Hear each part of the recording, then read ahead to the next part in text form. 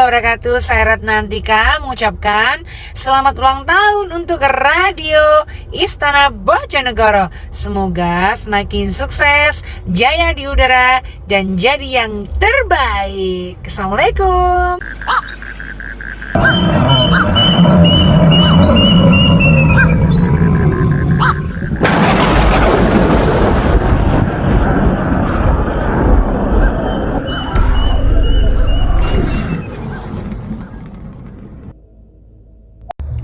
Assalamualaikum, saya Ratnantika.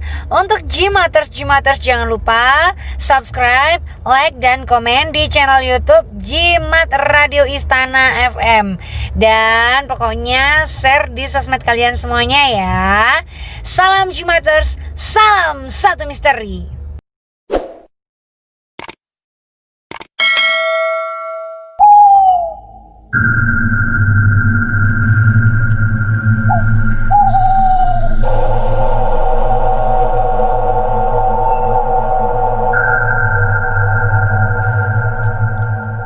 Kembali tim Jimat punya cerita dengan judul Misteri Kematian Ratmi seri yang ketiga. Cerita ini ditulis oleh Endokrin dengan judul Gantung Diri. Pada kisah yang lalu diceritakan, saat Usman diteror oleh makhluk gaib, sosok perempuan yang saat itu berada di dapur dan membuat tubuh Usman kaku dan dingin. Mau berteriak tapi tiada suara yang keluar. Usman saat bercerita masih dengan wajah yang pucat, mungkin karena masih ketakutan membayangkan hal-hal mengerikan yang pernah dialaminya.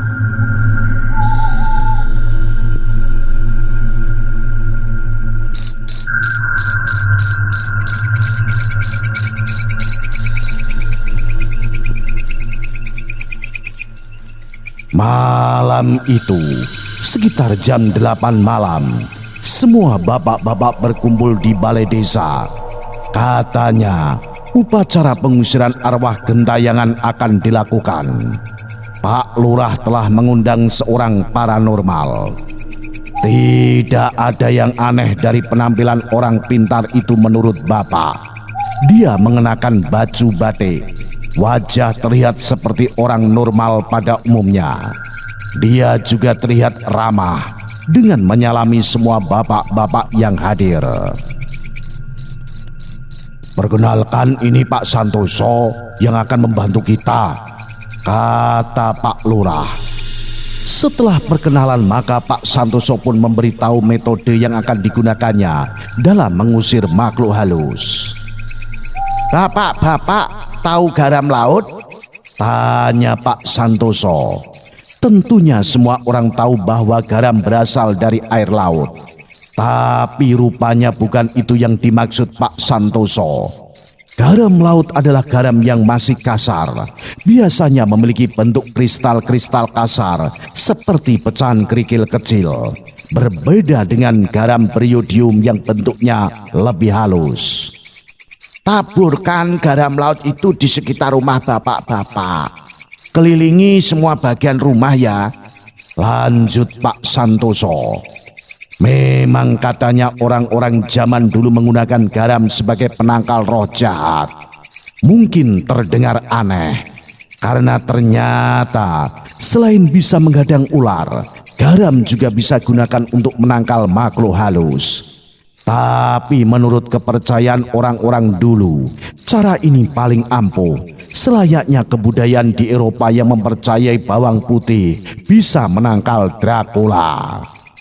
Setelah memberi pengarahan pada warga, selanjutnya Pak Santoso meminta untuk diantar ke tempat kejadian di mana Teh Ratmi meninggal. Maka malam itu berbondong-bondong semua warga mengantarkannya ke gerbang perkebunan kakao.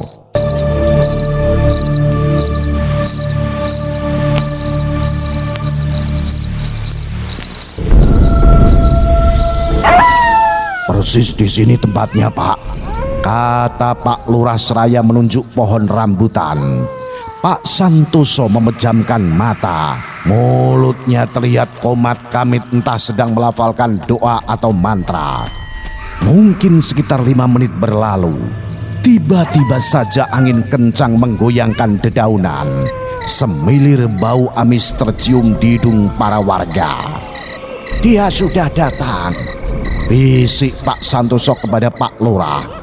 Terlihat sosok perempuan mengenakan daster warna merah dengan motif kembang-kembang sedang duduk di salah satu dahan pohon rambutan membelakangi para warga. "Astagfirullah, itu lihat itu di atas." Salah satu warga kaget melihat itu. Pak Santoso mengeluarkan sebuah keris dari dalam tasnya. Mulutnya kembali komat kamit. Terjadi pergulatan yang tak terlihat. Wajah Pak Santoso tampak berkeringat dan nafasnya seperti tersengal-sengal. Semua warga saling menatap kebingungan. Entah apa yang harus mereka lakukan melihat situasi seperti ini. "Kita bantu baca doa saja, ayo," perintah Pak Lurah. Ayat kursi pun terlantun dari mulut para warga. Sedangkan Pak Santoso masih tampak kelelahan. Sosok perempuan yang tadi duduk di dahan pohon kini tampak melayang turun ke bawah.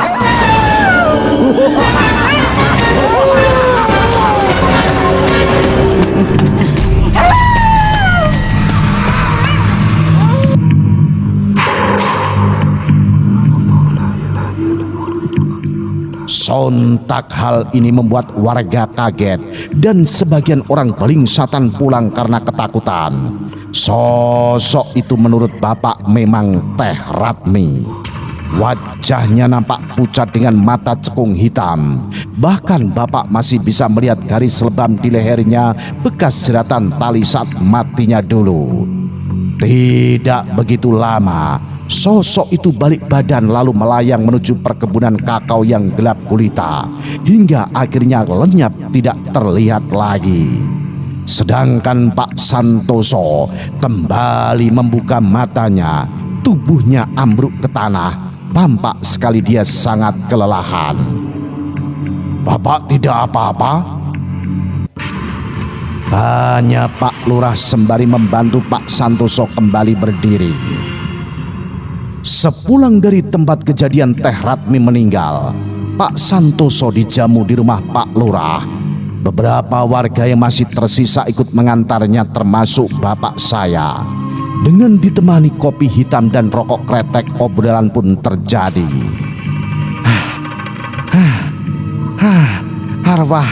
Arwah ini memang masih punya urusan yang belum dia selesaikan. Dia tidak mau diusir, kata Pak Santoso. "Urusan seperti apa, Pak? Apakah dia bilang?" "Katanya biarlah dia sendiri yang akan menyelesaikannya." "Tapi kalau dia mau menyelesaikannya sendiri, kenapa dia meneror setiap warga di kampung ini, Pak?" "Saya masih belum mengerti. Dia tidak memberitahu karena dia menganggap saya bukan dari bagian kampung ini. Jadi dia marah dan mengusir saya."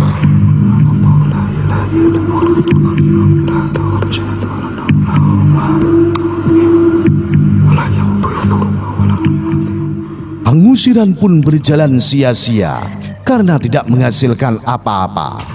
Pak Santoso angkat tangan dan menyerah. Pak Lurah semakin repot saja. Apakah yang harus dia lakukan sekarang? Apa harus memanggil paranormal lain? Tapi pesan Pak Santoso agar warga sabar menunggu hingga 40 harinya Teh Ratmi. Belum bisa bernapas lega karena rencananya untuk mengusir hantu Teh Ratmi gagal. Pak Lurah kembali dibuat bingung dengan hilangnya salah satu warga Tegalsari, Teh Dewi, seorang biduan yang tempo hari sempat hilang juga. Kini keberadaannya tidak diketahui. Sebelum hilang, Dewi tampak aneh, Pak Lurah.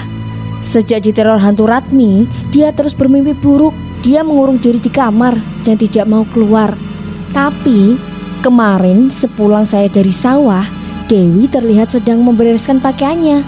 Saya kira dia ada panggilan untuk manggung. Karena setiap kali saya tanya, dia tidak menjawab. Saya jadi curiga ada yang tidak beres dengan Dewi. Terus gimana, Bu? Terus tanpa sepengetahuan saya, dia hilang. Hari itu setelah mendengar laporan dari Ibu Dewi, Pak Lurah ditemani bapak saya datang ke kantor polisi untuk melaporkan kejadian orang hilang ini.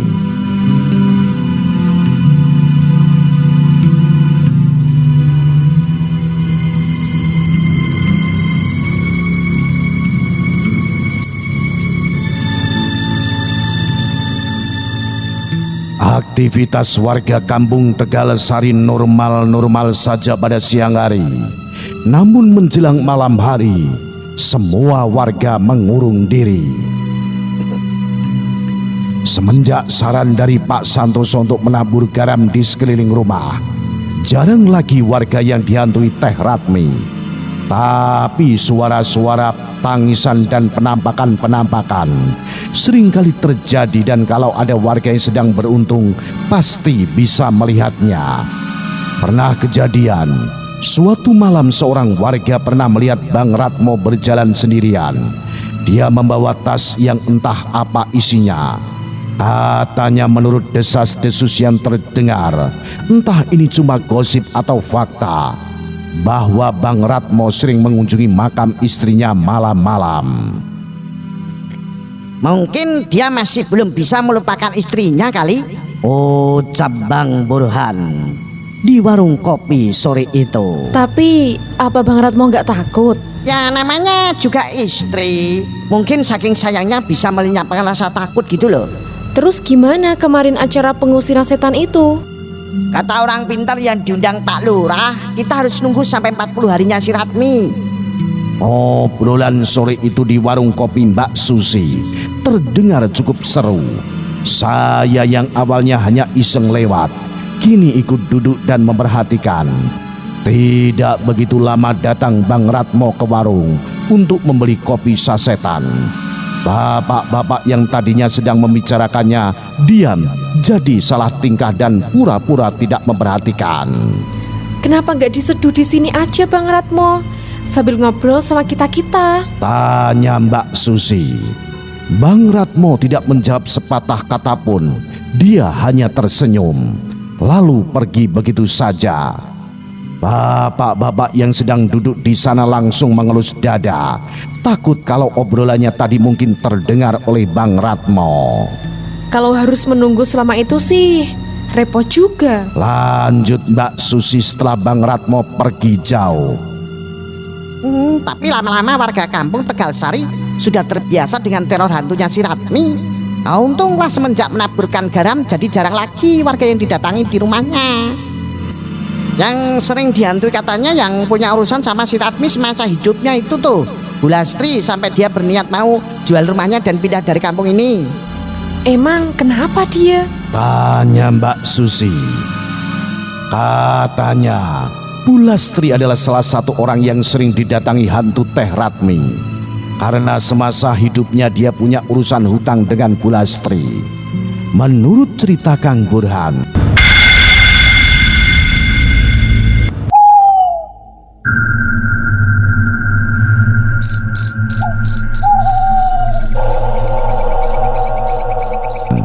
malam itu Bu Lastri sedang menidurkan anaknya yang masih kecil.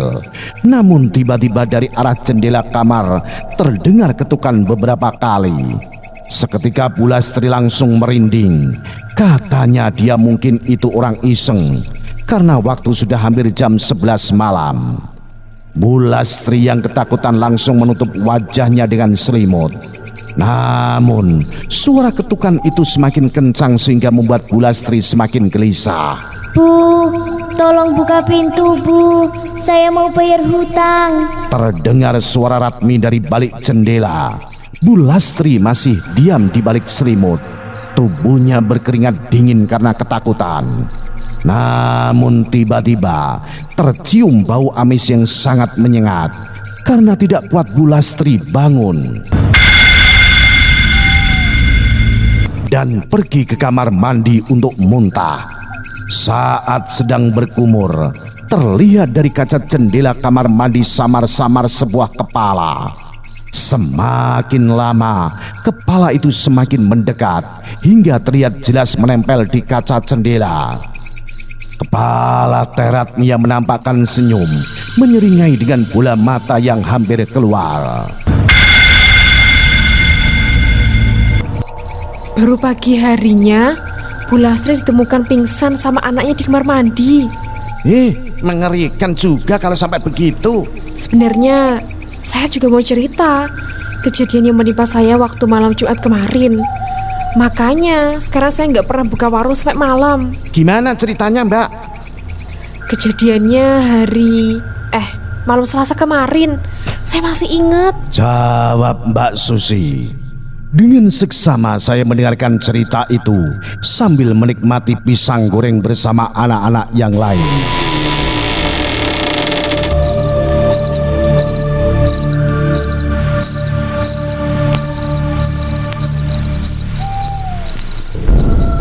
Waktu itu jam 6 sore, Mbak Susi hendak menutup warungnya. Sebelum ada kejadian arwah Teratmi Gentayangan, dia biasa buka sampai malam hari. Biasanya warung ini menjadi tempat nongkrong bapak-bapak yang ronda. Walaupun saya belum pernah bertemu dengan hantunya si Ratmi, saya nggak mau ambil resiko. Makanya semenjak ada kabar-kabar menyeramkan itu, saya nggak mau buka sampai malam lagi. Lanjut Mbak Susi. Tapi malam itu berbeda. Ketika hendak menutup warung, Mbak Susi didatangi beberapa orang laki-laki. Rupanya mereka tamu yang kebetulan sedang lewat dan sedang mencari tempat istirahat. Setelah memarkirkan mobilnya di depan warung, rombongan yang terdiri dari 6 orang ini langsung memesan kopi. Mbak Susi yang awalnya mau menutup warung pun jadi tak tega. Dia pikir setelah mengidangkan 6 gelas kopi terus sedikit ngobrol-ngobrol, nanti juga mereka akan langsung pergi. Tapi dugaannya salah. Tak terasa obrolan para lelaki ini cukup lama dan sampai jam 9 malam. Kopi dan gorengan semuanya jadi 30.000. Ucapan itu menutup kepergian rombongan tamu. Mbak Susi baru menengok jam. Suasana sepi langsung menyelimuti. Mobil yang tadi terparkir di depan warung pun kini telah pergi jauh dan kini tinggal dia seorang diri. Awalnya dia belum tersadar, mungkin karena masih dalam suasana gembira setelah tadi berbincang-bincang dengan tamunya. Namun tiba-tiba semilir angin lewat begitu saja menggoyangkan beberapa dahan pohon di sekitar warung.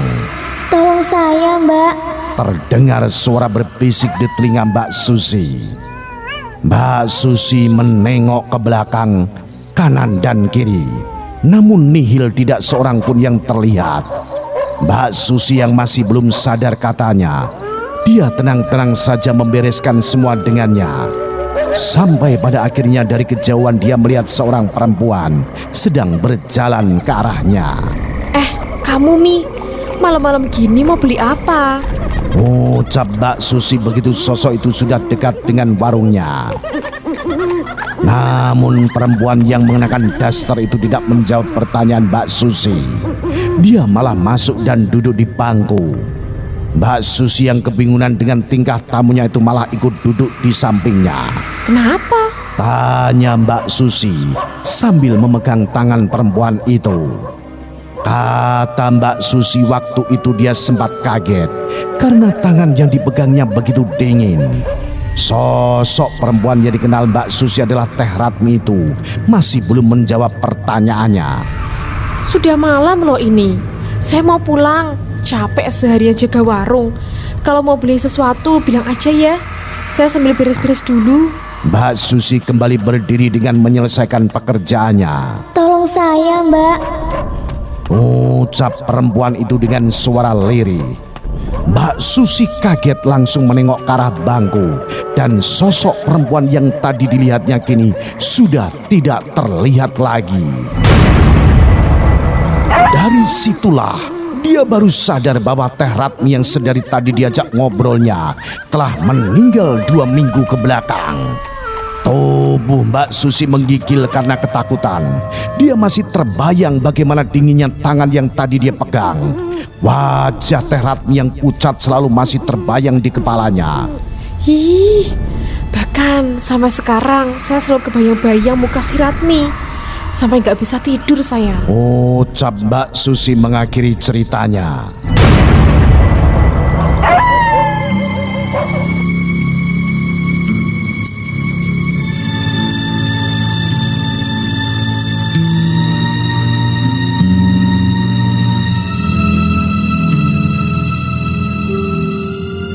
Kata bapak siang itu rumah Pak Lurah kedatangan seorang pemuda usianya sekitar 30-an, mengenakan peci hitam dan surban.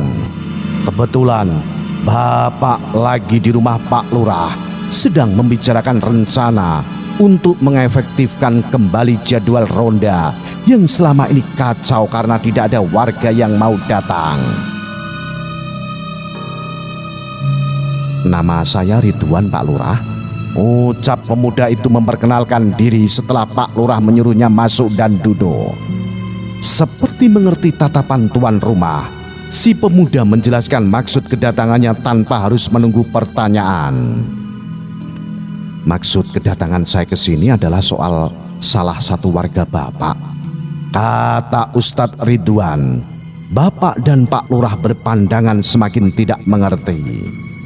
Begini Pak Lurah, sebelumnya saya akan jelaskan terlebih dahulu. Kebetulan di kampung sebelah saya mengelola sebuah kelompok pengajian. Pengajian ibu-ibu di siang hari dan bapak-bapak di malam hari dan juga anak-anak di sore hari. Untuk pengajian ibu-ibu kebetulan saya punya peserta pengajian yang berasal dari kampung Bapak. Sejujurnya saya tidak terlalu mengenal jamaah saya, kecuali yang dekat-dekat saja. Mata Pak Lurah kini sedikit berbinar. Mungkin dapat sedikit jawaban atas pertanyaannya pada orang yang sedang dihadapinya sekarang. Ini tentang Bu Ratmi. Lanjut Ustadz Ridwan. Ya, Ratmi memang salah satu warga saya yang meninggal beberapa minggu lalu. Ya Pak, belakangan saya mendapat selentingan yang tidak mengenakan datang ke telinga saya. Kabar ini bahkan sudah ramai dibicarakan. Katanya Bu Ratmi ini menjadi stres dan gantung diri karena telah mengikuti pengajian saya. Tapi demi Allah Pak, saya bisa jamin dalam pengajian tidak ada hal satupun yang saya ajarkan kepada ibu-ibu itu menyimpang dari ajaran Al-Quran. Ya, saya mengerti. Tapi tidak mungkin ada asap bila tidak ada api. Kenapa kabar itu tiba-tiba saja menjadi ramai kalau memang tidak ada yang aneh? Saya juga tidak tahu Pak Lurah. Tapi Bapak boleh tanya ke peserta lain kok. Khususnya ibu-ibu yang sering mengikuti pengajian saya. Adakah hal-hal yang menyimpang yang saya ajarkan? Tapi biasanya setiap orang mempunyai filternya masing-masing dalam memahami ucapan-ucapan atau ajaran-ajaran yang disampaikan. Bisa saja ada seseorang yang mensalahartikan atas sebuah petuah atau ajaran.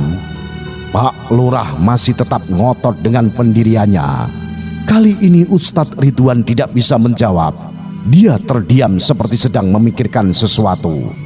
Mungkin dia sedang mengingat-ingat adakah ucapannya yang bisa membuat seseorang salah arti sehingga bisa melakukan perbuatan yang salah. Mungkin sebaiknya begini saja Bapak-bapak. Saya mengerti dengan kecurigaan Pak Lurah dan saya juga mengerti dengan Pak Ustadz. Kalau merasa tidak ada yang salah atas apa yang telah Bapak ajarkan. Mari bersama-sama kita mencari tahu sebenarnya apa penyebab Ratmi bunuh diri. Lagian Pak Lurah, bukankah itu yang selama ini kita cari? Agar arwah Ratmi kembali tenang dan tidak lagi menghantui. Bapak mencoba mencari penengah. Ya, saya sangat setuju atas saran Bapak. Ini juga menyangkut nama baik pengajian saya.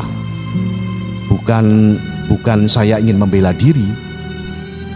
Tapi saya hanya tidak ingin ini menjadi fitnah yang lebih luas lagi, sehingga orang-orang punya prasangka buruk kepada saya atas apa yang tidak diketahuinya. Jadi mau bagaimana kita sekarang? Maaf sebelumnya Pak, begini, sedikit banyak saya mengetahui tentang kasus-kasus kematian yang tidak wajar.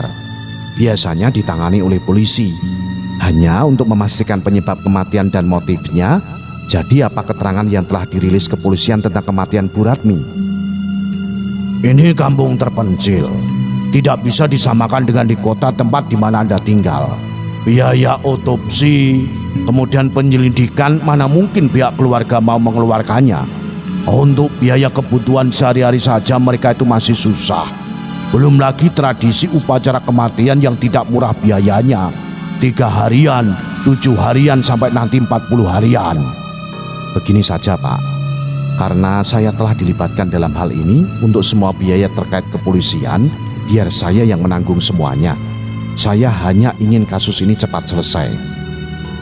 Alhamdulillah, akhirnya kita menemukan jalan tengahnya, kata bapak saya sambil melirik Pak Lurah.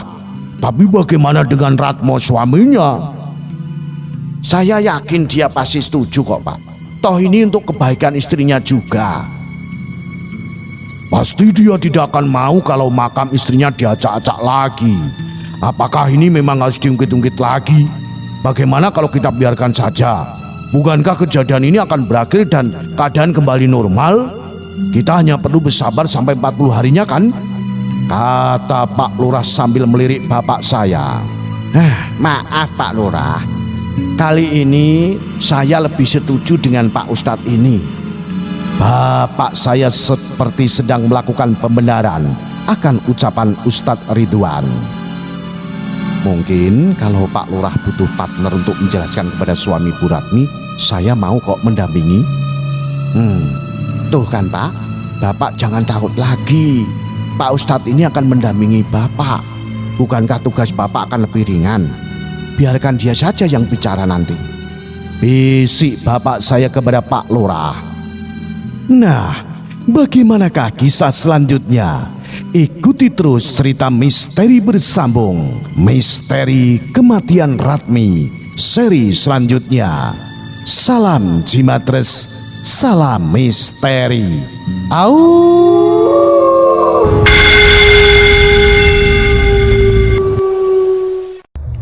Assalamualaikum, saya Ratnantika. Untuk Jimaters jangan lupa subscribe, like, dan komen di channel YouTube Jimat Radio Istana FM. Dan pokoknya share di sosmed kalian semuanya ya. Salam Jimaters, salam satu misteri.